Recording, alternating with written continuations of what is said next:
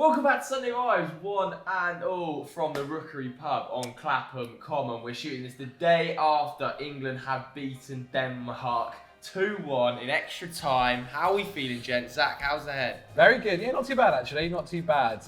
Lucky enough to go to the game. What an atmosphere. My legs are in pieces. We were standing for 120 minutes. Yeah. That actually really has. And yeah, brilliant. Cannot complain at all. What a day. What a day. How are you? Let's see what comes out of my mouth today. I don't think I'm going to bring any value to today's show, but we're here, so let's run with it. Yeah, you can tell we're all struggling a bit. Two Cokes and orange juice early doors. Delicate boys. Yeah, I'm more delicate than Murata today, mate. Straight to the bit. Anyway, we are going to talk here about Today's massive Euro 2020 final between England and Italy at Wembley. Huge. Should we start by discussing a couple of semi-finals? Let's start by discussing the Italy-Spain games. We're going to come on to England, probably going to talk a lot about England. So let's chat about Italy-Spain. What did you think, Hamster? Very impressed with Spain. I really like Luis Enrique's whole approach to this game. I thought they were the better side. Like, Italy did enough to still be in it, of course, by extra time. Yeah. I think he by XG it was sort of like 1 to 0.5. So, well within their rights to feel like they've done enough to stay in the game. But like I said, Enrique's formation put Dani Olmo in the false number 9, didn't he? And I thought that wrestled control away from Italy's midfield within the first 10 minutes. And these were two sides that averaged, I think, they came first and third for average possession in the group stages. That's Spain first, Italy third. So I think in the build-up to this game, a lot of people thought it was going to be a hotly contested battle in that midfield. Like, Italy's midfield on paper is incredible, isn't it? Barella, Verratti, Jorginho, thank you very much, Locatelli, of course. So, Spain did really well just to, after 10 minutes, just sort of nudge them to one side. And Dani Olmo got his assist. I think he also got 5 shots off, just a permanent threat throughout the tournament. Pedri once again put in a very mature performance, my young player of the tournament prior to coming into the tournament. I think everyone's post now. I'm not quite sure who rivals him in that sense. But yeah, I mean, they played, Spain gambled a little bit. They pushed Azpilicueta on, they pushed Jordi Alba on, they were happy to defend 1v1 against the likes of Immobile, Berardi when he came on. Not so much Chiesa. Chiesa's lightning, isn't he? But I think that bodes well for England. Like, that Spain weren't too fussed about doubling up on the likes of Immobile. I thought Laporte had a good game as well. I'm gathering my thoughts still, but I thought Spain could have been the finalists on another day. Yeah, 100%. I'm not, I thought Italy have been great throughout the tournament. Probably been the best team at the tournament, I think, so far. But I totally agree. I thought they looked a little bit leggy, especially in extra time. And even though the midfield is exceptional, they really do miss Spinazzola, I think, on that left-hand side when he's not able to advance the ball, get on the overlap, which has been and was so effective, particularly in the group stages. Spinazzola getting to the byline on the overlap of that left winger. So when you don't have him, no disrespect to Emerson Palmieri, is a significant drop-off, I think, both defensively and offensively in this Italy side. So I think England stand a pretty solid chance. We'll come on to them in a bit, but what did you think about the Italians against the Spanish? Yeah, I mean, it went to penalty shootout, right? It literally could have been either team that won, and it was Italy that did so. You felt bad for Murata because it was such a Murata performance where he'd been great. He had a good spell at least during obviously scoring a goal, linking up with Olmo, and then obviously the penalty wasn't so good. Well, who's putting him on penalties? Yeah, I don't know what. If you can't put the strike you bought on for fresh legs on pens, then what's the point in bringing him on? Like, he also because he's such a unique player. He is. You've got to trust him, surely. He took his goal so well. Yeah, and he slips as well when he takes the pen. He's a little bit unfortunate, but you just felt so bad for him because he'd had a decent game as well coming up to that. But yeah, no, Spain looked really good, but Italy are just defensively they are very good. I mean, I kind of thought that Chiellini wouldn't be playing as much as he has this tournament, and he's been an absolute rock. Bonucci's been fantastic throughout it, but I think that one player that obviously. We won't preview him just yet before England play, but Chiesa's been fantastic. He didn't start the tournament for Italy at the beginning, but now he's been brilliant. I mean, the goal he scored against Spain is a lovely finish, taking it home, and he's happy. He's happy to he really likes that cutting inside onto his right foot, and I mean, it's a fantastic finish. And yeah, that midfield. whether it's going to, I don't see Locatelli starting.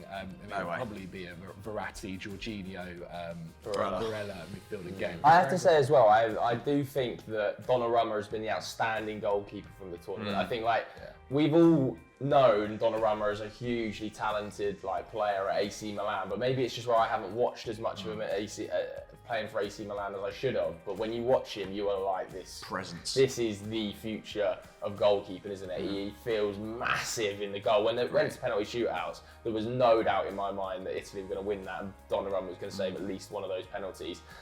No offence to Unai Simon, but when you put the two goalkeepers next to each other, there's only one winner, and I think PSG will be sitting there right now looking at this, rubbing their hands going, we've had an absolute world here, picking up probably one of the top 5 goalkeepers in world football, top 3 maybe in form at the moment, for £0. Well, he has been the tournament that he's kind of, I mean, is it the first, did he play? I mean, they didn't make it to the World Cup, so he wouldn't have even been there. But it's the first tournament, I guess, where he's really stepped forward, and I am now the Italy #1, and people, as you said, probably taking notice, because he wasn't necessarily playing in the Champions League, so that's really where people are going to be seeing teams like Juventus, Inter Milan, and their kind of players. So yeah, it's definitely the first time I think the more average football viewer has seen him play. I think your point on Spinazzola is going to be key, because not only was he formidable down that left-hand side as well, but he also played and made Insigne better. Definitely. They had such a good understanding, and Insigne wasn't as much of a thorn in Spain's side as he had been in previous fixtures to other teams, because they just had such a good relationship. You watch those lines when they play together, when one's outside, the other's in, and they switch over so seamlessly. It's beautiful to watch. But yeah, I think hats off to Bonucci and Chiellini in this game. I think Chiellini made 4 tackles, which is a match high. Bonucci 6 interceptions. I think, or was it 4 interceptions?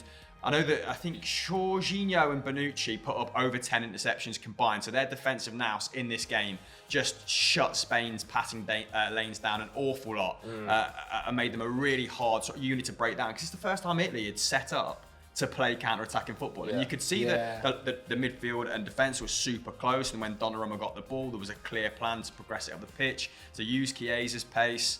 And they looked to hit on the break as well. They were happy to let Spain, I felt, have the ball in those areas and go, come on, and then suddenly spring on them. And I think that's something England have to be careful of. Because Spain averaged, 70% possession, had twice as many passes as Italy, and people were saying this isn't the Spain of old, and it looked exactly like a good Spanish team from way back when. But Italy's versatility is impressive.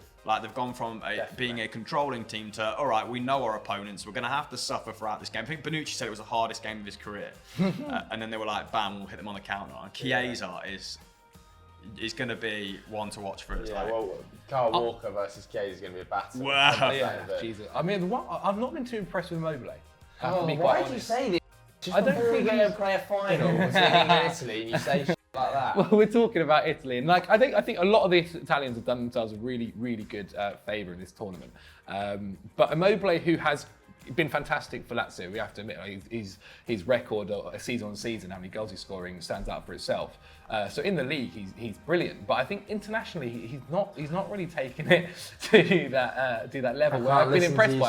I've personally thought when Velotti's actually been on the pitch, he seems like he's caused more issues for Italy. I'll side with Jalab on this. I think that Immobile's link-up play has been poor, and there's been times where he's really he's really struggled for a goal, and instead of laying it off to a teammate, he's carried on pursuing the goal. I think that happened against Spain a couple of times. I can't remember who it was on the edge of the box, had to release him quicker. I think I tweeted it as soon as it happened because I was annoyed for Italy. I've actually got down here, I need to correct myself. 6 and 8 interceptions, Jorginho and Bonucci. 14 interceptions between them, that is sickening.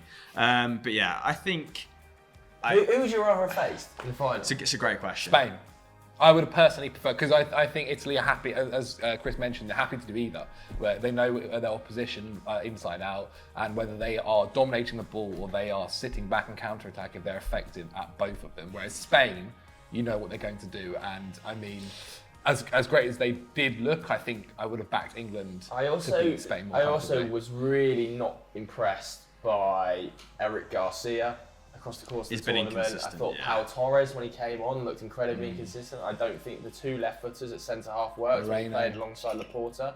I thought Jordi Alba was okay, but the defensive unit of Spain is definitely more vulnerable than that Italian Yeah. unit. I think Yeah. they obviously protect that back line brilliantly by, like you say, keeping hold of the ball. I think at one stage after 90 minutes, Pedri had 100% pass accuracy, which is absolutely ridiculous. And obviously that is because that's how they defend this Spain side. They defend by keeping hold of the ball. If you can't get it off them, you can't score against them. And when opposition do get on the ball, for that 30%, I do think they look vulnerable. When players are running at, like Pau Torres, he looks a little bit like Bambi on ice at times. And Eric Garcia, I don't want to be harsh to Eric Garcia, but I'm yet to see him have a good game of football. And I'm seeing him he's obviously got his move to Barcelona, been registered. Well, he only played 10 times last season. He thought of at City, but I didn't think he had a good tournament at all when he played. You know what? If Sergio Busquets hadn't had an incredible game, Exactly. slash, last two or three last games, 2 games. then yes, that back line would have been in even more trouble. And their starting lineup not quite as set as Italy's, I guess, but I think in a way England would probably rather have faced Italy because I think they're a bit more willing. I think they're willing to go a bit more toe to toe with England, whereas yes, Spain were growing in the tournament. Like we're yet to face a side that's like better than us in possession. Well, that Spanish side, the first 2 games in the group stage compared to the game against Italy was a completely different team. Yeah. It was a completely different team because I remember watching those first. I put Spain as my the team that I thought would actually not surprise or disappoint. Disappointing, yeah. Right, I put them as a disappointing. And after those first 2 games, I was like, well, I've got this completely right. And then obviously they smashed Slovakia. Was it Slovakia? Yeah. 5 5-0. 5 goals. And that really helped them push on from there and keep going. And by the game against Italy, as you said, they matched them, and it could have either been Italy or Spain in the final. Yeah, I think it's probably I don't want to jinx anything, but easier to prepare for a game against Italy, just knowing it's going to maybe be a bit of a slugfest. Yeah, and it is going to be a slugfest. I mean, should we talk about the England-Denmark game? Come on then. Because, I mean, I felt England yet again were absolutely exceptional. We are growing into this tournament. I thought we were fully dominant against Denmark. We should have beaten them 3 or 4. If Damsgaard don't score an absolute screamer, which Pickford a should be couple of better. question marks over Pickford maybe, then I think England win that game probably 3-0. I really do. We missed some huge chances. The Sterling cut across where he hits it straight at Kasper Schmeichel. Kasper Schmeichel had an outstanding game. Maguire 10 header. saves. Oh no. 9 saves. saves. 9 saves Kasper Schmeichel made. Penalty That is technical. absolutely ridiculous at this level. He kept Denmark in the game yesterday. There was a moment at about 115 minutes where we kept the ball for 4.5 minutes and over, was it 50 passes or something? 53 passes. I think officially it was 2 minutes and 41 And it seconds. was a Something piss like that. take. The whole stadium was literally, and we could have, Yeah. in any time in that, gone on and tried to score a goal because it was constant 3-on-3 and we just turned back. What was great about that is that we've obviously been on the other side of it an awful lot, right? Chasing games in the dying embers and watching better teams sort of managers out of the fixture. But yeah, it was great to bring on the likes of Jordan Henderson for that, who can just exert a certain level of control. His leadership as well, like seeing it in the flesh, of him just constantly pointing to people to be like, you get yourself over there. Get your, putting that effort. This is an underrated thing about this fantastically. England team. Oh. If you go through the side, like Pickford at times is captain Everton, Maguire is United's captain. In the midfield, Henderson's Liverpool's captain, Rice is West Ham's captain, Kane is Tottenham's captain, Sterling's captain City at times. Like, there's so many leaders. There's so much more. We're so much more like versatile and well prepared both on and off the pitch. Like, it was great that Gareth made 5 substitutions against Ukraine as well. Meant that I think England looked a lot fresher and fitter than Denmark in this fixture. Definitely. And against Croatia in the World Cup semi-finals, like, we only had one game plan, which was that 3-5-2, and when it wasn't working, we didn't have anywhere to go. And now this England team can go 3-4-3, they can go 4-2-3-1. Like, obviously Jack came on and off to facilitate the move to a back 5 at the very end, which worked. So like, that's an underrated feature as well, the way that they've evolved as a group, like the managers and the players, tactically speaking. It's been truly impressive to watch. And you mentioned Jordan Pickford, like that goal obviously being the first one England conceded. That was his worst game. 725 minutes he went without conceding. I think he took Gordon Banks' record by 5 minutes. Well, I think that was probably his weakest game in the tournament as well. He looked a little bit like Pickford of old when he was trying to distribute and roll, and there was when he hit the back of Braithwaite, I almost put myself through the TV. What was going on there? And there was a couple of moments where he was Panicking a little diving and bit, saving ones that were going wide. It felt like, and almost like saving for for the cameras, because he has had an outstanding tournament. I think he's probably been one of our 2 or 3 best players across the course of it, but I'm glad he's got out of the way because he was poor last night. Yeah, I think Denmark also kind of didn't help that. I remember the first corner they had, they'd all piled on Pickford, trying to make it as hard as possible. And to be fair to him, he actually dealt with that one pretty well. And I think it was from there, a couple of every time he'd get the ball, I think previously a lot of teams would kind of just let him have the ball and let him hit it long in his own time, whereas Denmark pressing him, giving him no option but to kick long. But yeah, mate, look, I think for England, it was an England of old may have not got another goal, and it may have been a penalty shootout, or it could have been a 1-0 loss to Denmark. Whereas if this England, the kind of the England from 2018, even more so now, it felt like it was being able to, a bit more trust in the process. Even when we went 1-0 down, you kind of thought it's going to be okay. We'll get one back, and as you said, Raheem Sterling had that chance that scintillating last night. How good is he? Ridiculous. 9 dribbles, more than everyone else combined. He's surely player of the tournament at this stage. I think it would have been Paul Pogba. In my head was player of the tournament if they'd have gone deep. He was outstanding, but if England actually lifted this trophy on Sunday, Jorginho is probably the only other player. Win it, then I think Jorginho probably outstanding for them. But if England win it, how can you not give it to Sterling? If he scores, for God's sake, it's absolutely. He was outrageous yesterday. His ability to pick up the ball in tight spaces, turn, beat one man, drag another defender in, offload quickly is just exceptional. How fit did he look? In extra time, he was just skinning men. I know, it's really, really impressive. He also links up so well, whether it's Kyle Walker on the right, when he had that stint on the right more in the extra time period, or when he's on the left with Luke Shaw, the little 1-2 passes where they all know exactly what's going to happen. It plays out so well. One of the favourite things about Sterling that I didn't quite realise beforehand is how his preference is to come, or at least when he was on the right wing more so than the left wing, but his preference was to come inside of the man, but not just inside. He kind of like puts his body in between them where he wants a foul, essentially. He wants a foul, and obviously it worked for the penalty, getting in between and getting sandwiched and which if we're being serious wasn't a penalty. I feel a bit hot, delighted we won. I do feel a bit. My instinct. I've only watched it back once. I honestly don't have a strong enough opinion. My instinct was wasn't a penalty, and then it was okay, we've seen these be given, but that's extremely soft, and that's pretty much where I left my opinion. Like I wouldn't have felt particularly aggrieved had it not been given. But Mailer does come in like a little bit silly from the sort of blind side, doesn't it?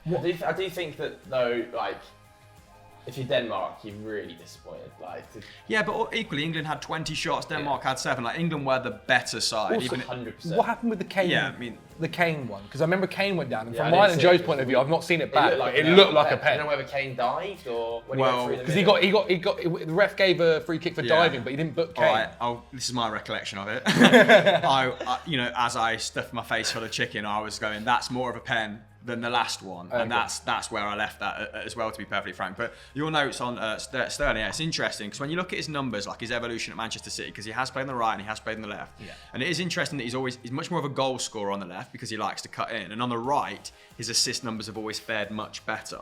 So you get 2 different Raheem Sterlings, but you get a really effective Raheem Sterling on either side. I don't know if those numbers correlate or correspond England-wise, but that's how it's sort of panned out at club level, which is really interesting.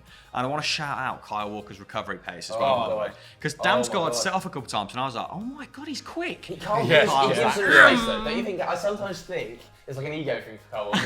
He's like, go on, try it. Try it. I'll give you that 2 yards. We'll have a go, and then suddenly he's over and beats him. All ends up. I'll tell you who I think. I can't remember who. Someone mentioned it on Twitter. It might have actually been Doogie actually.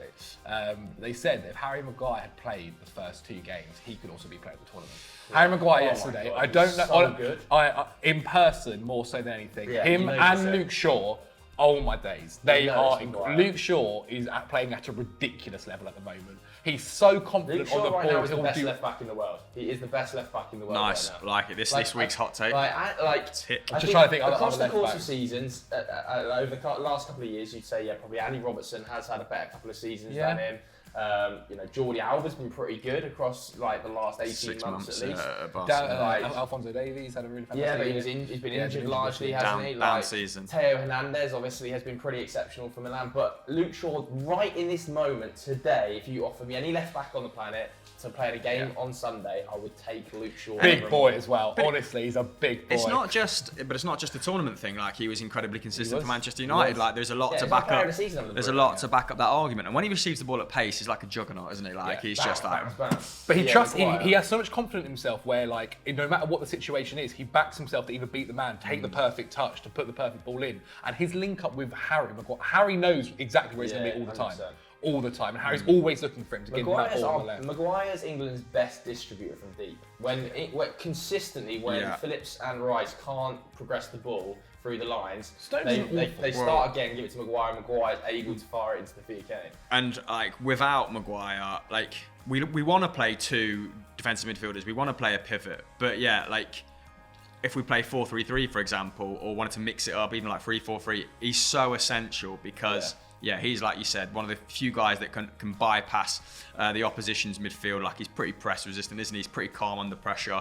Unbelievable in the air. He is unbelievable. And he got booked unjustly at all. and didn't put a foot wrong for the subsequent 45 minutes. But And I really like that little Manchester combination where they know each other inside out. So you've got Kane, you've got Kyle Walker and Stones on one side, both City players, and you've got the 2 United lads on the other. I think that those club relationships where they play with each other week in, week out really help the dynamics of being able to defend in wide situations. he's much braver in possession as well than Declan Rice or Phillips, who who have been mobile, like really mobile. Like sometimes like Phillips is obviously really aggressive with his pressing at club level, and that's been translated. That's translated well to international level. But without him, the distribution severely hindered. And I also want to say like Raheem Sterling and Harry Kane's link-up play. No one spoke really about their combination. Like they are quickly becoming England's like go-to duo, one of the best duos I've seen. I think Raheem's assisted 6 goals for Kane, which is like the most for any strike partnership in the 21st century for England, maybe altogether or in tournament football, not quite sure about that stat. But like them two are now, people talking about like Grealish is great with Kane or like Shaw is great with what. Them pair are going to be our match winners. I'll tell you what. Kane is getting more and more like Kane for Tottenham in this England shirt as well. You know, where he's winning these fouls that just aren't fouls, where Vestergaard comes just touching him in the back and he's on his 4th flop. Like, those are the things you see for Tottenham. You're like, he's so sharp. I remember having the conversation on Sunday Vibes, and I think a lot of pundits had the same conversation when people were like, is he diving? And I think Jamie Carragher was like, he's the most streetwise footballer in the Prem. He knows how to buy time, he knows when the team needs an out, he knows when to win a foul.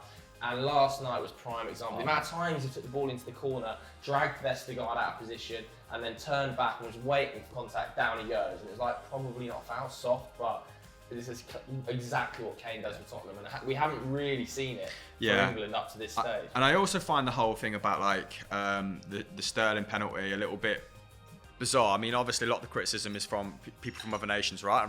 And rightly so. And Danish fans feel a little bit pissed off with it. But like England sides have often been accused of not being streetwise enough or not being masters of the dark arts. And you know, if we're going to laud Italy for managing to put away that 15 minutes, the second half of extra time through their antics, then Raheem Sterling winning a penalty, like the ref has had the option to view as well. You know, VAR has viewed it as well.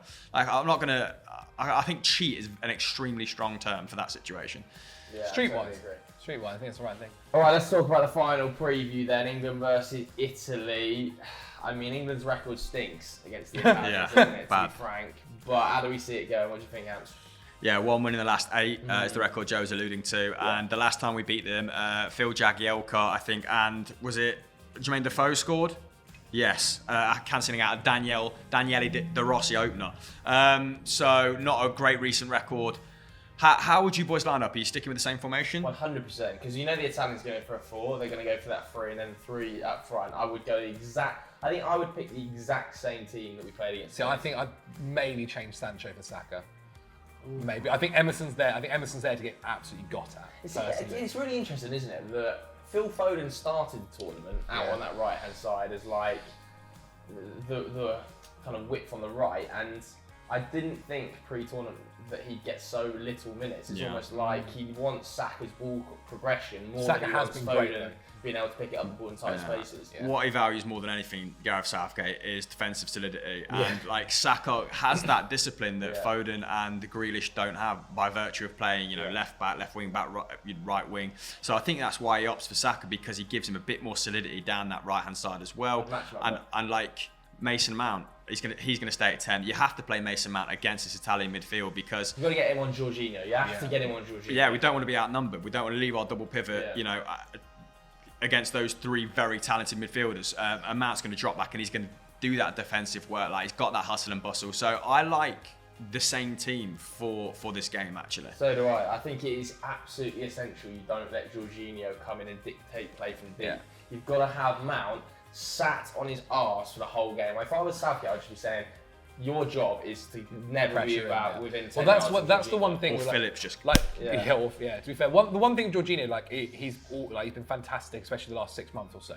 But the one thing where you saw it, especially during about a good 3/4 of the Italy's Euro games, is he's just not been pressured. Like he's had so much time on the we ball. need to That's the press it. one thing you can't give Jorginho, because he will pick out the perfect pass. He'll make the right decision. The only time maybe I have some criticism for him is when people are pressing him, and he normally is actually pretty good at getting out of being quite press resistant. But Mason Mount loves pressing. Yeah, I think lives and breathes it. Spain tried to do that with him with Koke and Pedri. They sort of like followed him around for various stages, but then like he can drop back even further. Literally, and then, Verratti can do it as well perfectly. yeah, and then like one of their Berardi or Insigne would kind of drop back into midfield to make up those numbers. But yeah, Jorginho's definitely got to strangle that supply Yeah, line. I think I do have to say though, I think our double pivot has been at its best against superior midfields. I think the best performances from Rice and Phillips Against have actually Croatia. come against Croatia and against Germany, when they were able to not worry about having to have the ball and split lines and be a little bit more incisive with their passing, and they're more worried about how we get the ball off these blokes, and then we're going to try and distribute to Sterling, to Shaw out wide. I think that is what's going to be key. Those that midfield three versus our midfield three, we'd be happy to let them have a little bit more of the ball, because I think Italy, at their best this tournament, have actually been a bit like us, on the counter almost, like happy to let the opposition. I think both sides would be happy to let the opposition have the ball and then just try sits in to the middle. spring very quickly. Because I think our fullbacks will try and match their fullbacks up pretty much identically to allow Sterling to drift inside. Like, I'm sure Sterling and Shaw on that left-hand side will be looking and saying, okay, let's try and drag whether or not who's going to be out. Like Chiesa probably On the right. on the right, maybe. Yeah.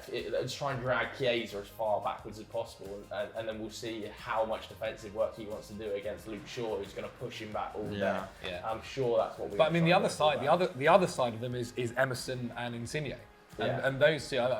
But Walker's not been as willing as Shaw to get forward. He definitely is more reserved. Yeah, and unreal if Di Lorenzo goes to left back and Toloi comes on at right back, who looked like a double-decker bus when he came on against Spain. Yeah. I'd back Luke Shaw to absolutely rinse Toloi all day. I also haven't seen this Italian centre-back partnership, as good as they've been, and they are historically one of the greatest ever partnerships with centre-back. They haven't had to play a Harry Kane yet. Like, They have played with Lukaku though. Oh, they have actually. Yeah, I totally And they were They were supreme incredible, yeah. against I totally Lukaku. forgot they played the Belgians. Yeah, I mean, I suppose if you played a 3-4-3, if we're just going to like toy with that idea, then like maybe we can look to exploit them in wide areas where they are a little bit weaker, because down the middle they are really solid. Yeah. And now they've got no Spinazzola. Now they have like got to bring in another right back. But that was the game where Lukaku really struggled against Italy. There was a couple of occasions though at the back post where like Lukaku was a yard away from scoring though, wasn't there? So like I don't think it's quite as solid as people have made out, but still like don't try and play Italy down the centre. I want Maguire. But this is what I mean. Mate, with Maguire and Stones are dealing with Immobile, like I back them every day of the week. Honest to God, I know this is what you said. You're such a sure, jinx, okay, honestly. but I back them every day of the week. Yeah, touch wood. But I back them every day of the week to deal with him, because he really hasn't been that impressive. As I said earlier, I think Belotti's been probably better when he's been on the pitch at causing more problems for or against the teams that he's playing against. With Immobile, it's just, as we kind of mentioned, he's not... Emerson Palmieri versus Bukayo Saka is a battle I'm looking forward to as well, because I think Renzi. Bukayo Saka's got him on toast. Well, Emerson's just not... He's also not played much this season. Like, he'll probably get most of his minutes with Italy. But he's not the greatest defender, Emerson, either. No, he's not more a classic he's Italian attacking, defender, is he? He's attacking much more of an fullback. advanced fullback. Left probably wing better back, as a left wing wing-back, back really. at times. Yeah, exactly. I wonder, you don't think Mancini's going to try and just like switch it up a little bit, go to a 3 and then suddenly just try and play a wing? You see it it's the 4? I think they'll just be trying to be ruthlessly consistent, won't they? 4-3-3. Like they don't really need to touch the midfield. They don't really need to touch the attack either. I get what you're saying about Belotti, but he's just nowhere. Like the workhorse. Oh, Yeah. if Immobile is, I'm happy if Immobile is starting. They Yeah. like the personally. workhorse of Immobile. Yeah. His pressing has been good, actually. His energy levels have been good at this tournament, and some of his movement has been really good as well. His link-up just not so much. And Belotti does give you a little bit more physicality, I guess, but I don't think they're going to try and be physical in those forward areas against England because they are so dominant at centre-half. So it's going to be Chiesa on the right. It's going to be like Saka on our left. Or Chiesa Luke Shaw is going to be a battle Tasty and a half. man. Yeah, but I Good think Luke Shaw is just so physically dominant. It's so hard to get round him, and he is really like brave as well, coming inside. Like the amount of times where the ball is played into like one of the central midfielders, and Luke Shaw is the guy who's nipping in front of them from his left back position. He's so willing to push central, which he did against Denmark so well. But it's hard to stop. What I don't want to see is though, like Luke Shaw, like nipping that, like losing it in the transition, and then Chiesa having a steal on him, and then like him being one-on-one with Harry Maguire. Yeah. That's what I don't want to see in the game. Yeah, I do know. I think our bench is going to have a big role to play in this one. So it's going to be a super tight game. And we saw yesterday that England we've obviously got such a good bench, especially in forward areas. The ability to bring on Phil Foden at those sort of times, like try and get the ball off Phil Foden. He might be diminutive, but you just can't do it. It's like feet are so fast. Kieran Trippier coming on in that sort of wing back position to go a little bit more defensive. He's so solid. So I think England will be able to look to their bench and have more confidence than the Italians when they look to theirs, which I think is a massive positive, especially because who are their main ones? Locatelli and Belotti, and who used to be Chiesa, Berardi, Pessina. Those are, I mean, you compare them to Jack Grealish, you said Phil Foden, Sancho. Yeah, Mancini did against Spain, didn't he? When I don't know if this was extra time or towards the end of the game, they looked a little bit better when they went sort of like into a 4-2-3-1. So we should expect them to change in the game as well. And Pessina was like a really disruptive. What we have just spoke about Mason Mount doing potentially against Jorginho. So yeah, he might opt to match up with England in that regard. And I wouldn't be surprised if it was a 4-2-3-1 either. But yeah, I reckon this is going to be England 4-2-3-1, Italy 4-3-3. Yeah, and there were moments against Spain when they did get sliced open through the middle as well. Like the Morata goal is like a little bit of bravery by Morata to take it on the half turn, but then it's just a 1-2 and it's sliced open that Bonucci-Chiellini partnership. So like I think Mason Mount will be thinking to himself, although Jorginho's great on the ball, there is still areas little spaces to be picked up when we're in that possession. Kane-Sterling duo, as you mentioned earlier, that perfect kind of Dani Olmo Morata moment. That could happen pretty easily for England. Yeah, I'm now like there's such the Spinazzola thing as well, because they, like England, they became a bit of a back three. Like Di Lorenzo was more of a centre half. Like he's not this guy who's bombing up and down. Like without that, like Bonucci does become a little bit more vulnerable on that inside channel. So that could be a big factor as well. And I am a lot more confident because of Spinazzola. So am I. Wow. Yeah. Tight. I mean, should we do some score predictions then? Yeah. Sure. Good God. Come on, Deej.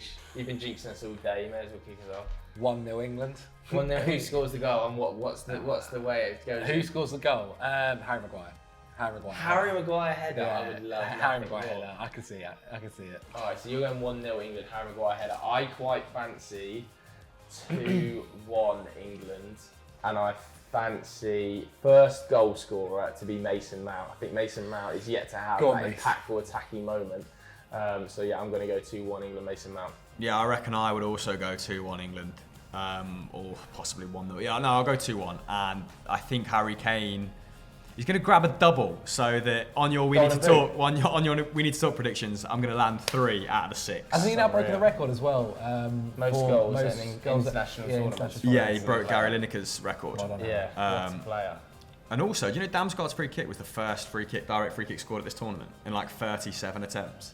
Jesus. So I mean, if it was Mason some Mount, strike, Mason Mount mate. free kick, It edge was of the some area. strike. It was a big old wall that as well, by the way, because it was like right. He'll get a move down. Well, no, I saw the owner Sampdoria said he's not going to sell him. He's definitely going to sell him. All right then, let us know your predictions for England versus Italy today in the comments below. Let us know what you've made of Euro 2020 so far. Anything you boys want to point to? Want to check us out on Snapchat? We bring you daily content over there on your Explore page. And we also have a transfer talk where we give you the latest updates on all the transfer rumours around the world. Hamster? Hopefully, yesterday's Explained has absolutely slapped because England win. We gambled on that as well, didn't we? But if England don't win, can you please go and watch it? Yes. Yeah. Thanks very much for watching, everybody. Come on, England!